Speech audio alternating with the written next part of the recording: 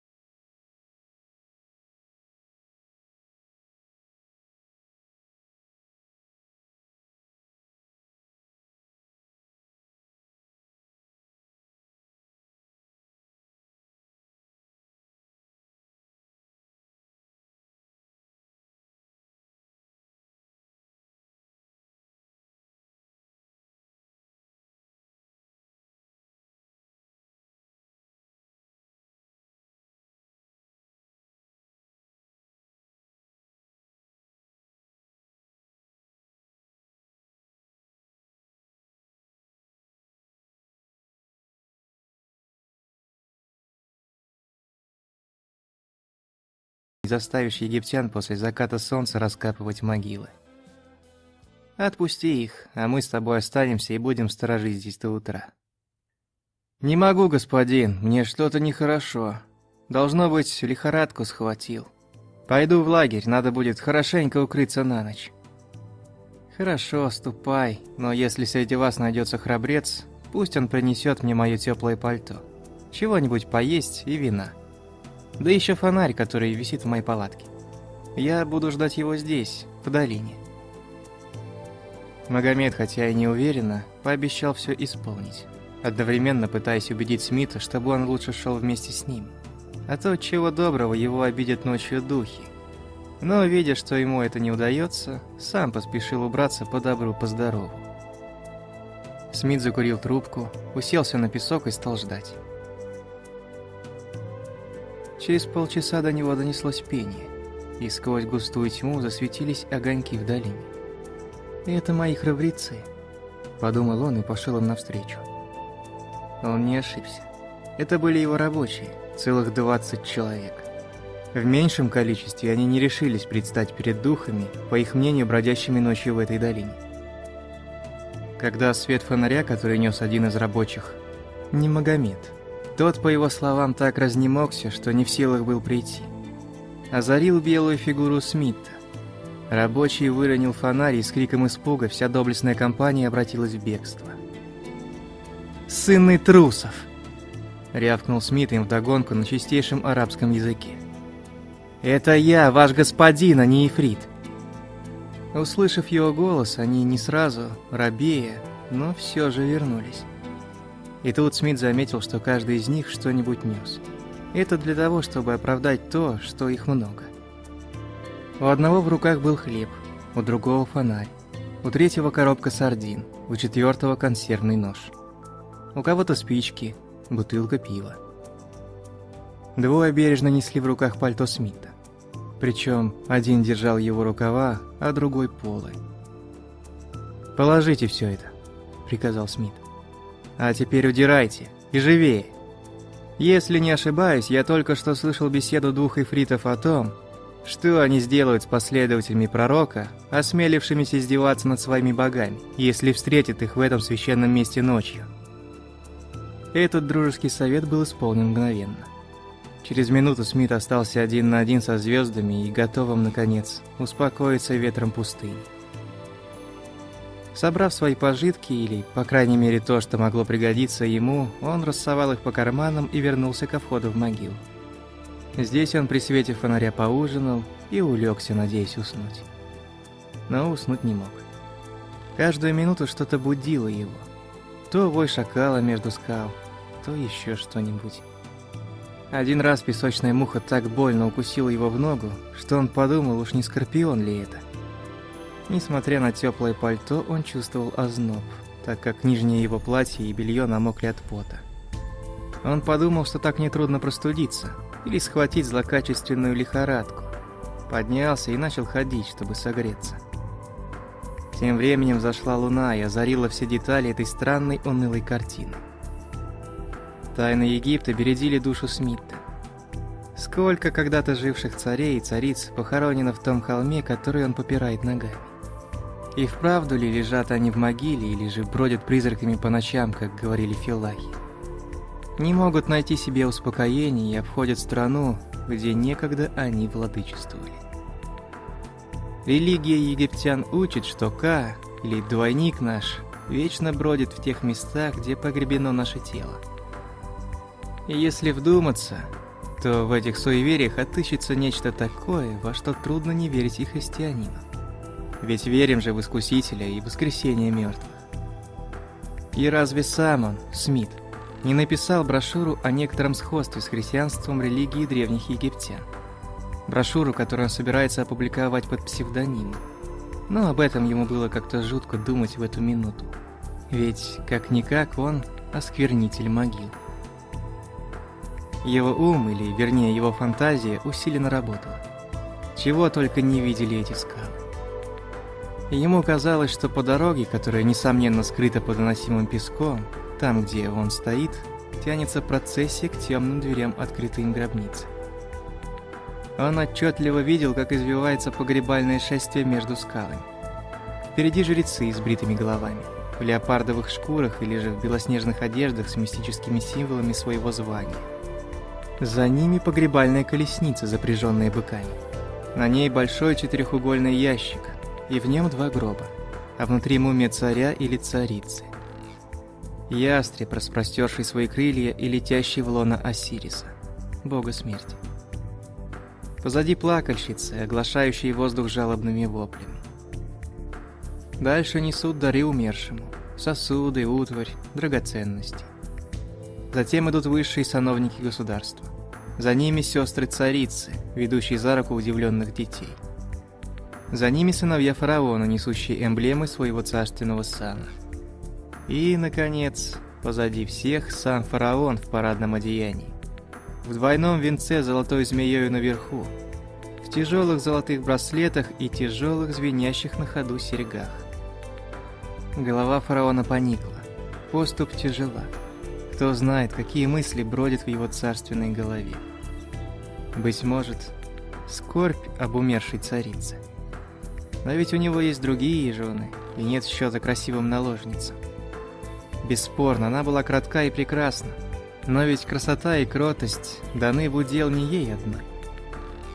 Да и так ли уж кратка была она, если позволяла себе иной раз перечить ему, царю, и сомневаться в божественности его велений? Нет, без сомнения. Царь думает не только об умершей, для которой он велел выстроить эту пышную гробницу и принес щедрые дары, чтобы обеспечить ей милость. Он думает также о себе и о другой гробнице по ту сторону холма, над которой уже много лет работают лучшие художники его страны. О другом месте успокоения, куда сойдет и он, когда настанет его час, ибо перед смертью все равны, и цари, и рабы.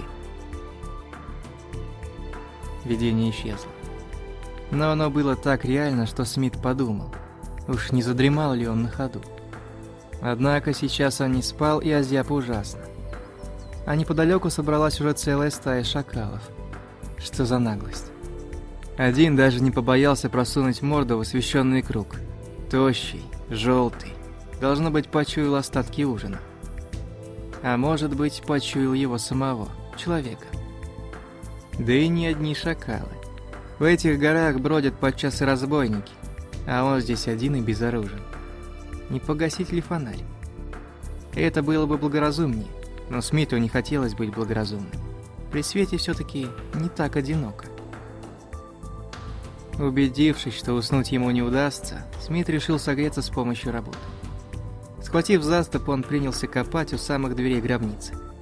Шакалы от удивления завыли. К таким зрелищам они не привыкли. Сама Луна, старая как мир, могла бы подтвердить, что, по крайней мере, уже более 1000 лет еще ни один человек не осмелился вторгнуться в гробницу. Тем более в такой необычный час. Прошло минут 20. Смит усердно копал. Неожиданно заступ его со звоном ударился о что-то закрытое в песке. В безмолвии ночи звук раздался особенно громко. Должно быть камень. Надо выкопать, пригодится против шакалов. Подумал Смит, осторожно стряхивая с заступа песок. Камень оказался небольшим, таким зверя не испугаешь. Однако Смит все-таки поднял его и потер в руках, чтобы очистить от приставшей пыли. И, приглядевшись, увидел, что это не камень, а бронза. «Осирис», — решил Смит. «Это его изображение, зарытое у входа в гробницу для охраны ее от злых сил. Нет, наверное, это Исида. И то нет, это головка статуэтки. И, кажется, хорошая резьба. По крайней мере, при лунном свете так кажется. По-видимому, даже позолоченная бронза». Он пошел за фонарем и навел ее на найденный предмет. И вдруг вскрикнул от радостного изумления. «Да ведь это та самая головка, что на маске. Ну да, та самая. Моя царица. Ей-богу, она!» Он не мог ошибиться. Те же губы, немного даже полноватые. Те же ноздри, тонкие, трепетные, красиво изогнутые, но слишком раздутые. Те же брови дугой и мечтательные, широко расставленные глаза. А главное, та же пленительная и загадочная улыбка. Работа дивная, прямо шедевр. На этом шедевре был настоящий царский головной убор, концы которого свешивались на грудь. Статуэтка, благодаря позолоте, ничуть не заржавела и отлично сохранилась. Но от нее осталась только голова, отбитая, по-видимому, одним ударом, так как линия была очень чистая. Смит сразу сообразил, что статуэтка была украдена вором, принявшим ее за золотую. Но по выходе из гробницы вора взяло сомнение, и он разбил ее о камень. Остальное нетрудно было угадать. Убедившись, что это не золото, а золоченая бронза,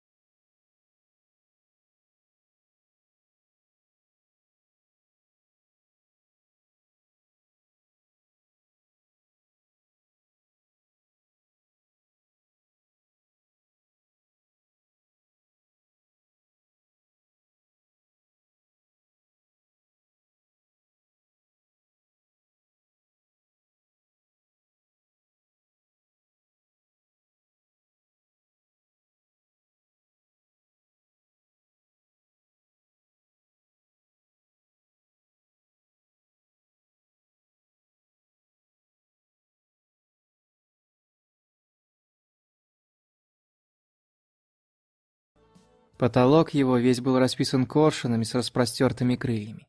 У каждого в когтях висел крест жизни. На одной стене была изображена ее величество Мами, стоявшая в ожидании, пока Анубис взвешивал ее сердце, положив его на одну чашу весов, в то время как на другой лежала истина. И он записывал на табличках приговор. Здесь были приведены все ее титулы. Великая наследница царств, сестра и супруга царей, царственная сестра, царственная жена, царственная мать, повелительница 2 стран, пальмовая ветвь любви, красота необычайная. Торопливо осматривая их, Смит заметил, что имя фараона, супругой которого была Мами, нигде не упоминается, как будто даже пропущено нарочно. На другой стене Мами, сопровождаемая своим Ка, или двойником, приносила дары различным богам, или же говорила умилостовелительные речи безобразным демонам подземного мира, называя их по именам и заставляя их сказать «Проходи, ты чиста». Наконец, на последней стене, торжествующая после всех преодоленных испытаний Мами, оправданная Осирисом, вступала в чертоги богов. Все это Смит бегло оглядел, освещая фонарем, который он то поднимал, то опускал. И, не закончив осмотр, заметил нечто, сильно раздосадовавшее его. На полу следующей комнаты, где стояли гробы, ибо первая была как бы преддверием к ней, лежала кучка обуглившихся предметов. Он мгновенно все понял. Сделав свое дело, вор сжег саркофаги, а с ними и мумию царицы. В этом не могло быть сомнений, так как среди пепла виднелись обуглившиеся человеческие кости, а потолок гробницы был закопчен и даже потрескался от огня. Значит, искать тут нечего. Все уничтожено. В спёртом воздухе гробницы было трудно дышать. Устав от бессонной ночи и долгой работы, Смит присел на выступ скалы или скамеечку, высеченную в стене, по-видимому, для приношения усопшей, так как на ней еще валялись иссохшие цветы.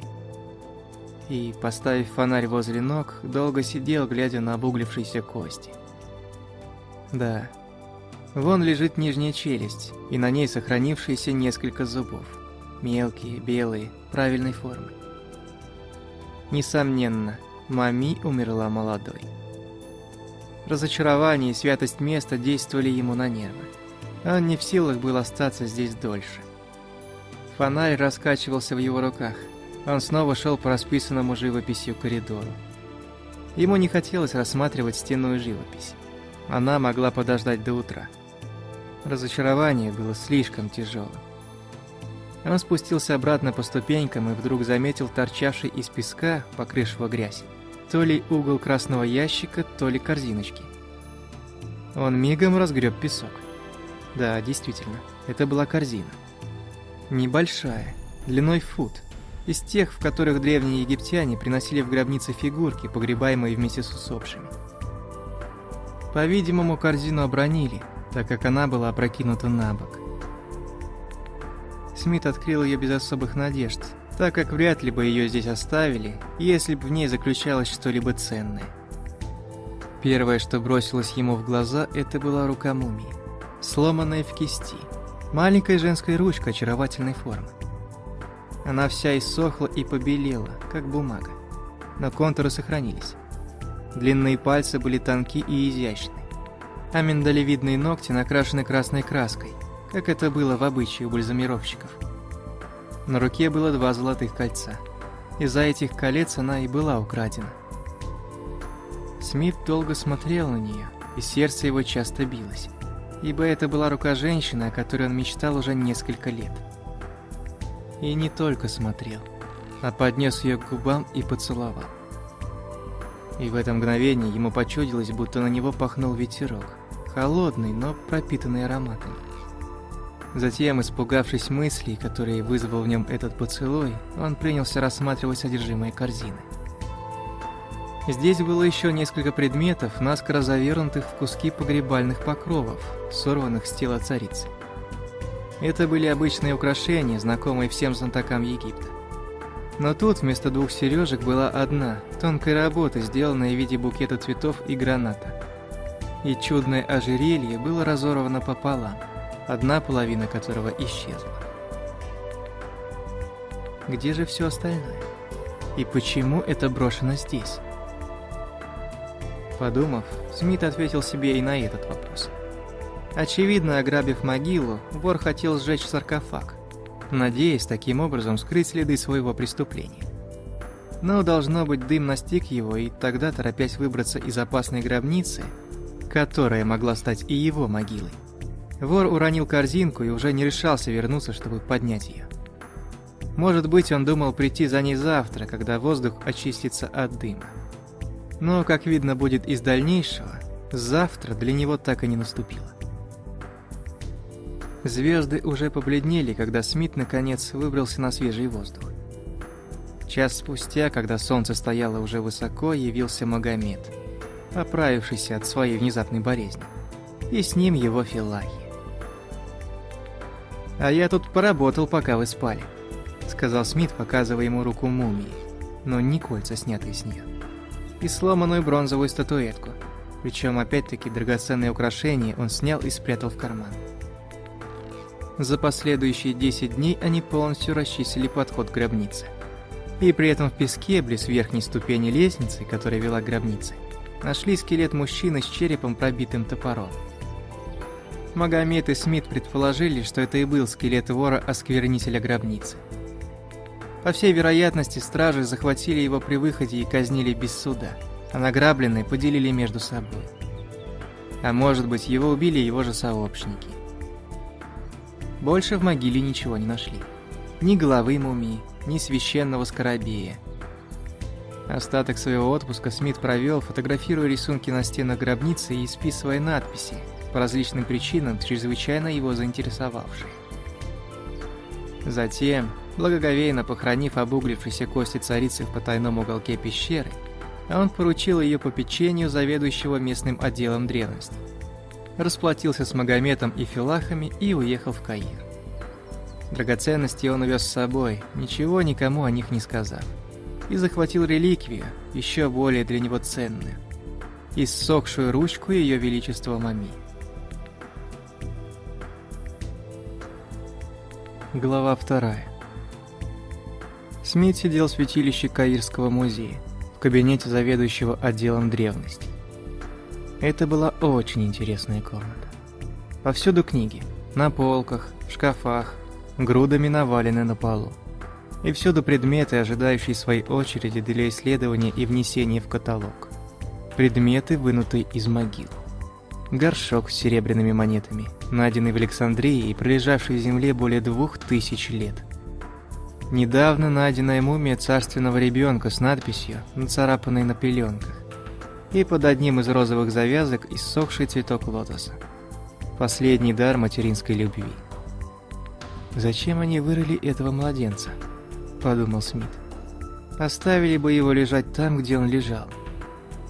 У Смита было нежное сердце, но как раз в тот момент, когда он подумал о младенце, он уколол лежавшую в кармане руку о камень ожерелья и вспыхнул.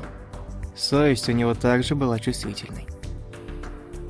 В эту минуту вошел заведующий, бодрый, живой, постоянно чем-то заинтересованный. «А, милейший мистер Смит, я рад вас видеть здесь снова, тем более, что вы, кажется, поработали не без успеха. Как вы говорите, звали ту царицу, могилу, которую вы нашли? Мами? Никогда не слыхал такого имени. Если б я не знал вас как добросовестного ученого, я бы подумал, что вы не так прошли или же сами выдумали это имя. Мами. По-французски это было бы красиво. Мами, моя милочка. Уж, наверное, когда-нибудь кто-нибудь так и звал ее. Ну, рассказывайте, хвастайтесь». Смит вкратце поведал ему о своей находке. Показал фотографические снимки и копии с надписей. «Интересно, очень интересно», — повторил заведующий. «Оставьте их мне на несколько деньков. Надо будет присмотреться к ним поближе. Вы, разумеется, опубликуете их? Это будет стоить недешево, так как рисунки и надписи, само собой, надо делать факсимиле. Но, наверное, найдется какое-нибудь ученое сообщество, которое поможет вам деньгами. Взгляните на эту виньетку. Необычайно красиво. Какая жалость, что этот подлый вор сжег тело мумии и украл драгоценности. Он не все унес с собой. Как? Наш инспектор говорил мне, мистер Смит, что вы ничего такого не нашли. Он не знал, что я нашел. Я не показывал ему. Вот вы какой скрытный. Ну, посмотрим. Смит не спеша расстегнул жилет и из внутренних карманов начал выгружать драгоценности, завернутые в погребальные покровы. Прежде всего, золотой набалдажник скипетра в виде цветка граната с вырезанными на ней именами и титулами Мами. Какая прелесть!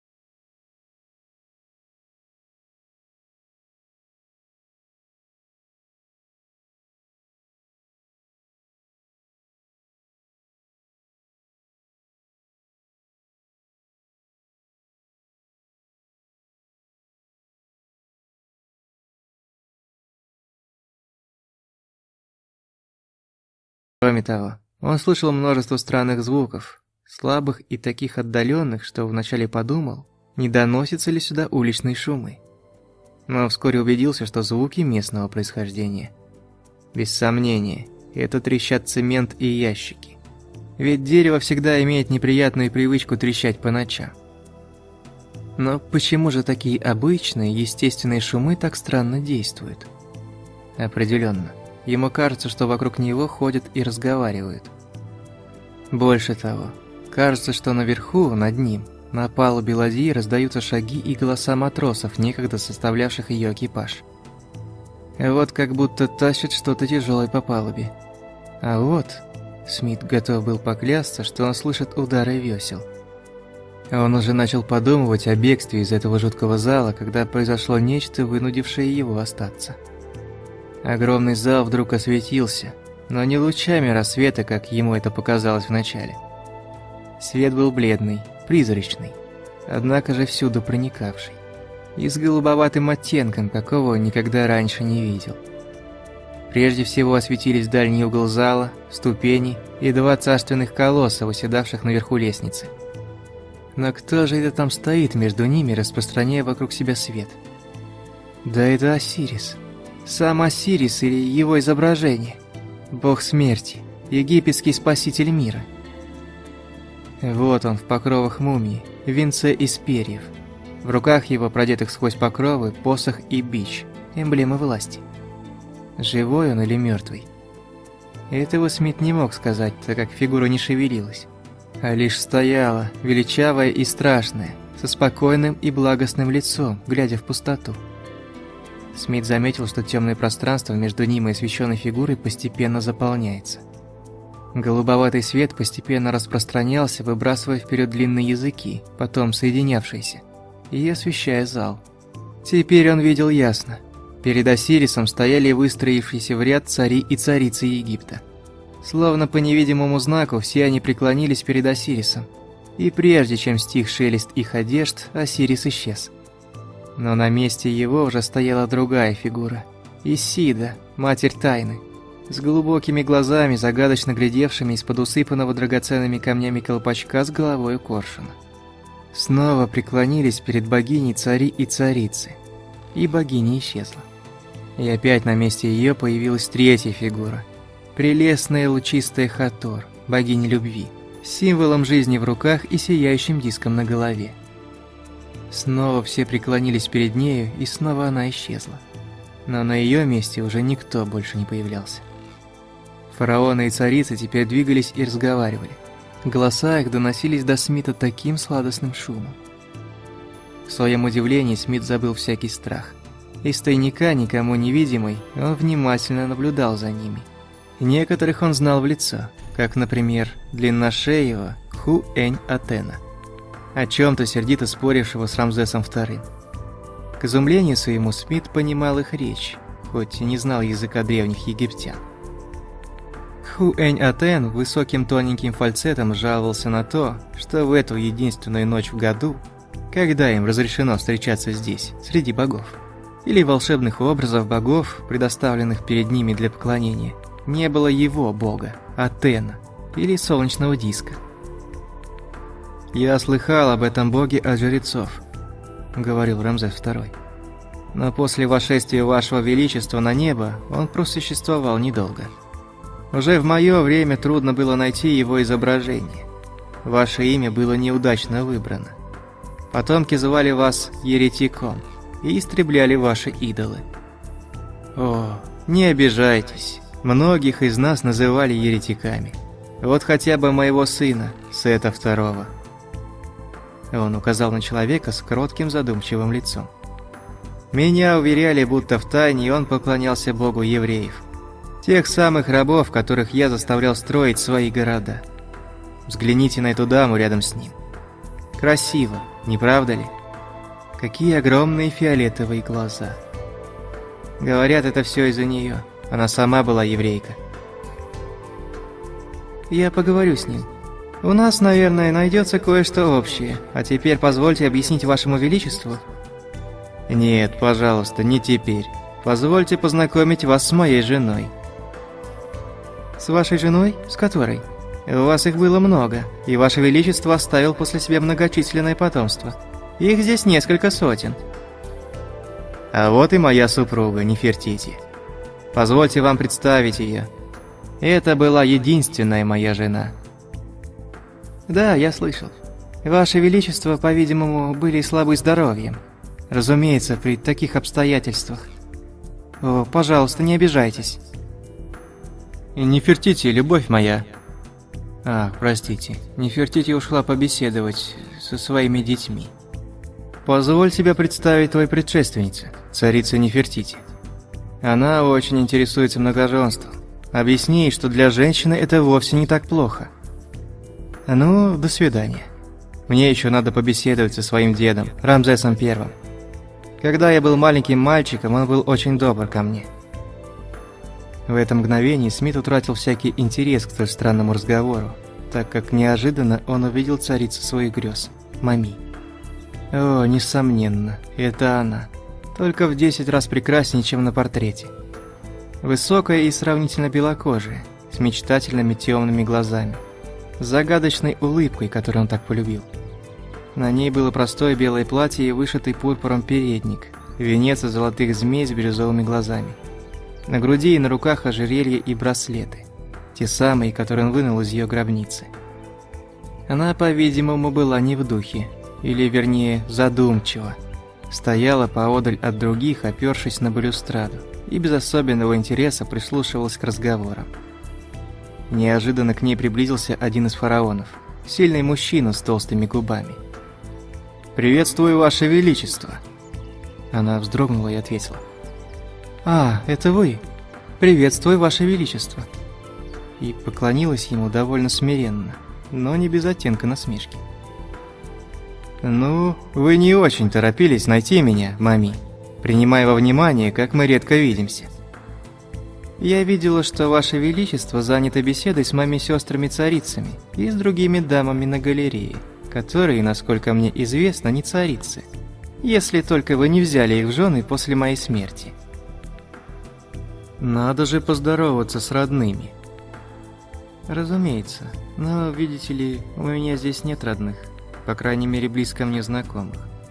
Мои родители, если припомните, рано умерли, оставив меня наследницей, и до сих пор гневаются на меня за то, что я, послушавшись моих советчиков, вышел за вас замуж.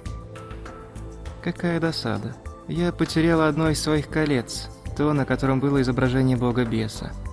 Должно быть, оно сейчас в руках какого-нибудь жителя Земли. Оттого я и не могу получить его обратно. Почему же непременно у жителя, а не у жительницы? Но тише, суд сейчас начнется. Суд? Какой суд? Если не ошибаюсь, суд над осквернителями могил. Вот как? Кому же будет польза от этого суда? Скажите мне, пожалуйста, кто это? Мами указала на женщину, выступившую вперед, роскошно одетую и необычайно красивую. Это гречанка. Последняя из владычиц Египта. Она из рода Птолемеев. Ее всегда можно узнать по римлянину, который ходит за ней следом. Которые? Их там много. Так это она, та женщина, которая втоптала в грязь могущество Египта и предала его? О, если б не закон, повелевающий нам жить в мире, когда мы встречаемся. Вы бы разорвали ее на клочки, Мами? Да если б не этот закон, вряд ли бы мы все встретились мирно. Я еще ни разу не слыхал, чтобы кто-нибудь из нас отозвался хорошо о своих предшественниках и последователях. Клеопатра подняла руки и некоторое время стояла так. Поистине, она была прекрасна. И Смит, стоя на коленях и цепляясь руками за обшивку лодки, благодарил свою звезду за то, что ему, одному из смертных, дано было узреть воочию эту красавицу, изменившую судьбу мира. Молчание воцарилось в зале, и Клеопатра начала говорить звонким и нежным голосом, проникавшим в самые дальние уголки. «Цари и царицы Египта, я Клеопатра VI, носившая это имя, и последняя царица, правившая Верхним и Нижним Египтом, прежде чем он стал страной рабов. Имею сказать нечто вашим величеством, которые все в свое время с честью занимали трон, некогда бывший и моим. Я не стану говорить ни о Египте и его судьбе, ни о наших грехах. Мои не меньшие из всех погубивших его. Эти грехи все мы искупаем, и наслышались о них достаточно. Но в эту единственную ночь в году, на празднике того, кого мы зовем Осирисом, но кого другие народы знали и знают под иными именами, нам дано на единый час снова стать смертными. И хотя мы лишь тени, снова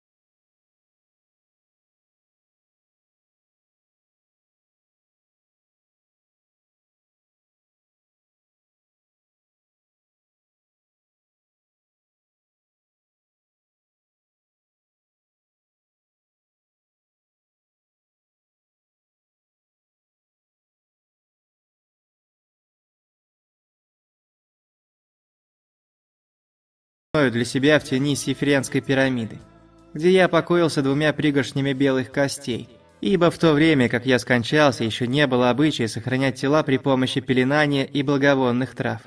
А теперь эти мои кости, вместе с моим двойником, сторожившим их в течение 5000 лет, везут на темном дне большого корабля по морю, усеянному льдинами. «Это верно!» – подхватили сотни голосов. Юный фараон повернулся к Мейносу. «Я обращаюсь к вашему величеству с вопросом. Не можем ли мы отомстить тем, кто так жестоко обижает нас?» «Пусть имеющий мудрость скажет», — молвил старый фараон. Человек средних лет, приземистый, с вдумчивым лицом, с жезлом в руке и головным убором из перьев, показывающим, что он наследник трона и верховный жрец Амона, зашел на ступени. Смит сразу узнал его. Это был Кхемуас, сын Рамзеса Великого, могущественный волшебник, который добровольно, при помощи волшебства, вознесся от земли, прежде чем настало время ему воссесть на трон. «Я имею мудрость и хочу ответить. Близится время, когда в стране смерти, которая есть жизнь, в стране, которую мы зовем Аменти, нам дано будет принести все наши жалобы и обиду тем, кто судит. О, тогда все мы будем отомщены. В эту ночь, когда нам дано принять свой прежний образ, мы также имеем власть отомстить, или, вернее, творить правый суд. Но времени у нас мало, а нам предстоит много сказать и сделать, прежде чем встанет бог солнца, Ра, и мы разойдемся каждый по своим местам. А потому не лучше ли оставить грешников погрязать в грехе их до того часа, когда мы встретимся с ними лицом к лицу в день суда?» Смит с величайшим вниманием и понятным волнением, слушавший каждое слово Кхемеуса, вздохнул свободнее, возблагодарив небо за то, что у воскресших фараонов в эту ночь так много дел. Но все-таки в виде предосторожности вынул из кармана футляр, в котором хранилась высохшая рука Мами, и отодвинул его от себя как можно дальше. Это было чрезвычайно неблагоразумно с его стороны. Соскользнул ли футляр на пол, или же само прикосновение к этой реликвии поставило его психологическое соприкосновение с духами. Как бы то ни было, он заметил, что взор грозного волшебника устремлен на него, и что ему не скрыться от этого всепроникающего взора, как и не скрыться костям в нашем теле от рентгеновских лучей. «Однако же», — холодно произнес Кхемаус, «я замечаю, что в этом самом зале прячется и подслушивает нас один из гнуснейших воров и осквернителей могил. Я вижу, как он прячется под одной из погребальных лодок, и возле него лежит рука одной из наших цариц, похищенная им из ее гробницы в Фивах». Все царицы взволновались. Смит видел, как Мами подняла кверху обе руки, а фараоны, указывая на него пальцами, воскликнули все грозно: «Пусть предстанет перед судом!» Кхемуас поднял руку и, указывая на ладью, в которой спрятался Смит, молвил: «Приблизься, негодный, и принеси с собой украденное!» Смит всегда был робок и застенчив. В детстве он не знал ничего страшнее, чем увидеть во сне, что его тащат в суд и судят за какое-то неведомое преступление. А тут его будут судить все цари и царицы Древнего Египта. С Меносом в роли главного судьи и волшебником Кхемуасом в роли прокурора. Не мудрено, что он рад был бы провалиться сквозь землю. Он напряг все силы, чтобы усидеть на месте. Но, увы. Неведомая сила сначала заставила его протянуть руку и поднять футляр с рукой Мами. Затем вытащила из укромного убежища и погнала к ступеням, на которых стоял Менос. Привидения расступились, чтобы пропустить его, глядя на него враждебными и изумленными глазами. Все они были очень величественными. Тысячи лет, пронесшиеся над их головами, нисколько не умалили их величие. Ни в чьем взоре он не прочел участия, кроме взора маленькой принцессы, державшейся за руку матери. Когда Смит проходил мимо нее, она шепнула: «Негодный боится! Мужайся, негодный!» Смит опомнился, и гордость пришла к нему на помощь. Неужели же он, человек 20 века и джентльмен, спасует перед этими призраками Древнего Египта? Повернувшись к девочке, он улыбнулся ей, затем выпрямился во весь рост и спокойно пошел дальше. Здесь, кстати, будет заметить, что Смит был высок ростом, Сравнительно молод и очень красив собой. Стройный и тонкий, с темными ласковыми глазами и небольшой бородкой. «Какой красивый этот вор!» — шепнула одна царица другой. Да, даже странно, что человек с таким благородным лицом находит удовольствие в осквернении могил и похищении даров умершим. Слова эти невольно заставили Смита призадуматься. Этот вопрос никогда не представлялся ему в таком свете. Он дошел до места, где стояла Мами рядом со своим чернобородым супругом. На левой руке Смита было золотое кольцо с изображением бога-беса, на груди ящичек с рукой мумии. Он повернул голову, и глаза его встретились с глазами Мами. Она вздрогнула, увидев свое кольцо на его руке. «Вы нездоровы, Ваше Величество?» – осведомился фараон. «Нет, ничего. Но скажите, этот житель Земли вам никого не напоминает?» «Да, напоминает. Он похож и даже очень сильно на этого проклятого скульптора, из-за которого мы с вами поссорились.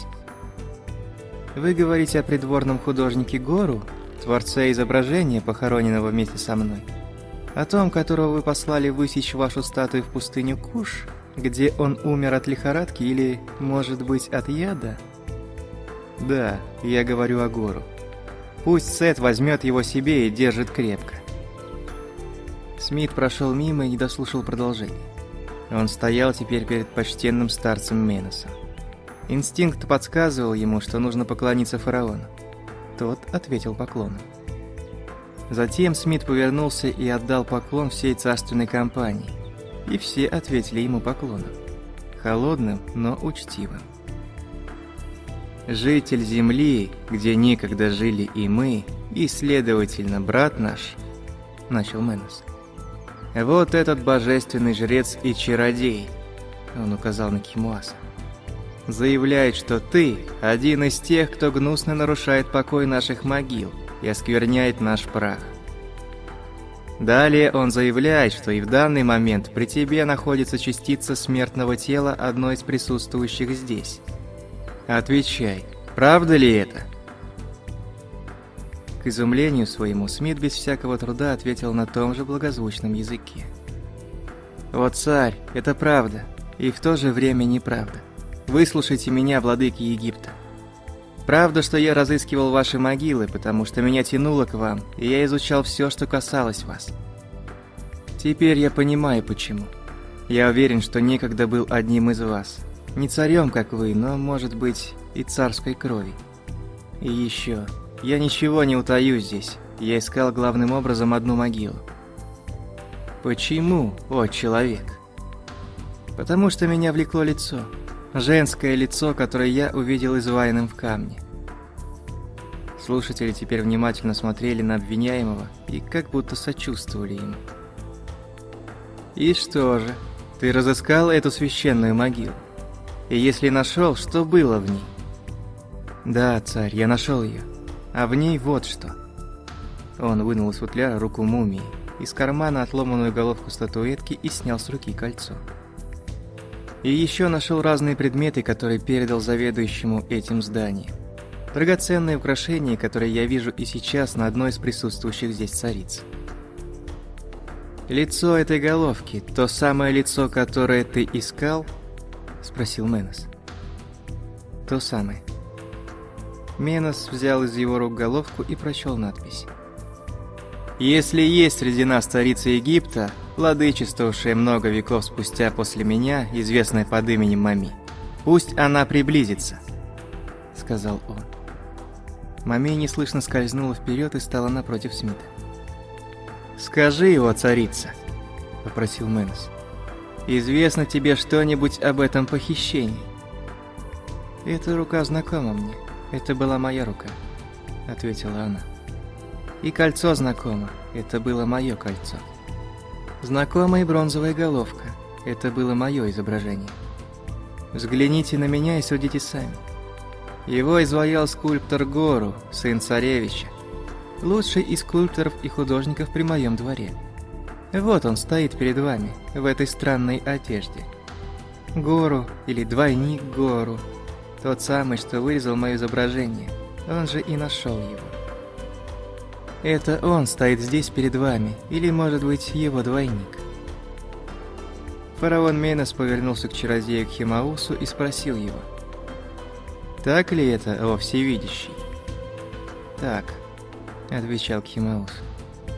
«Этот житель Земли в давние времена был скульптором Гору. Но что же из этого? Теперь, когда ему дозволено было вернуться на Землю снова смертным человеком, он осквернил могилу и заслужил смерть. Да исполнится же над ним приговор, дабы прежде чем забрежет свет, он вновь вернулся в царство мертвых». Менес задумался, поникнув головой.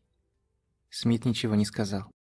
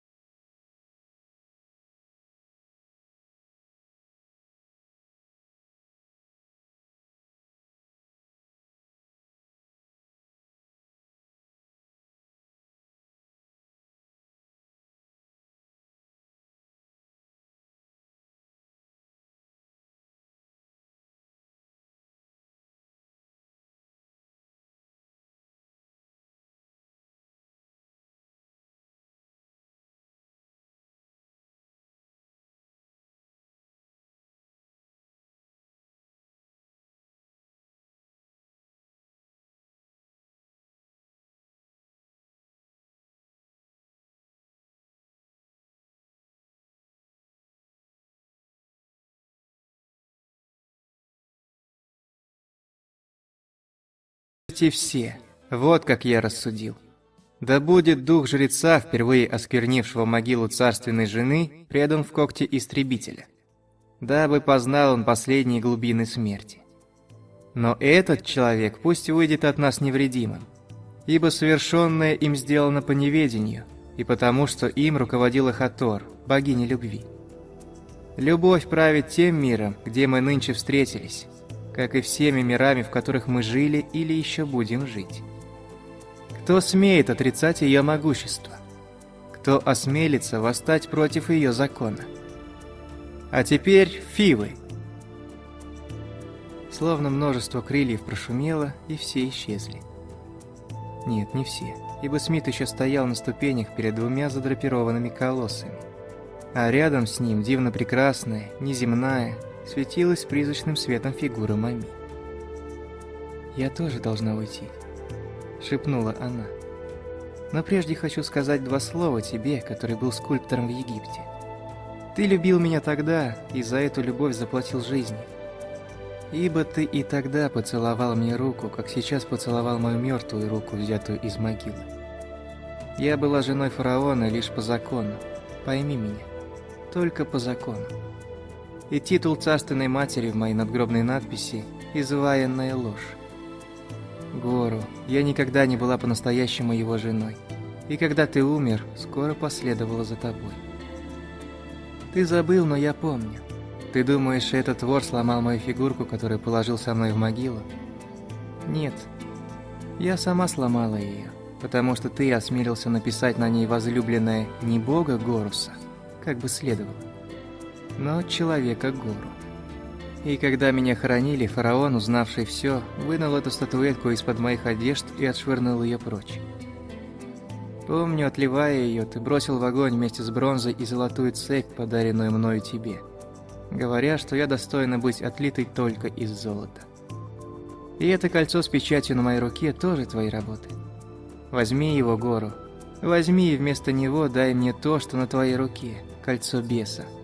Возьми его, не снимай до самой смерти, и пусть оно ляжет с тобой в могилу, как это легло со мной. А теперь слушай.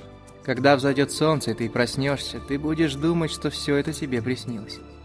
Но знай, о человек, которого некогда звали Гору, что такие сны – тень истины. Боги меняют свои царства и имена. Люди живут, умирают и оживают, чтобы снова умереть. Царства могут пасть, и правители превратятся в забытый прах. Но истинная любовь бессмертна, как бессмертна душа, в которой она зародилась. И для нас с тобою кончится когда-нибудь ночь скорби и разлуки, и восстанет ясный день славы, мира и полного соединения. А до того не ищи меня более, хотя я всегда буду близко около тебя, как и была всегда. До этого благословенного часа. Гору, прощай. Она склонилась к нему, он вдохнул аромат ее дыхания и ее волос. Свет дивных глаз проник в самую глубь его души, и он прочел в ней ответ, начертанный там. Он простер руки, чтобы обнять ее, но она уже исчезла. Смит проснулся, весь застывший и окоченевший. Проснулся на том же месте, где уснул впервые, то есть на каменном полу возле погребальной ладьи, в центральном зале Каирского музея. Дрожа от холода, он выбрался из своего убежища и выглянул.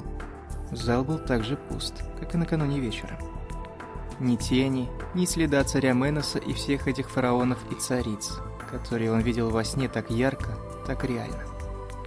Раздумывая о странных фантазиях, которые может навеять сон, когда человек устал и у него взвинчены нервы, Смит дошел до входных дверей и стал ждать в тени, молясь в душе, чтобы, хотя это была пятница, магометянский праздник, кто-нибудь заглянул в музей и убедиться, все ли там благополучно. Молитва его была услышана. Вошедший сторож, не глядя, отпер дверь.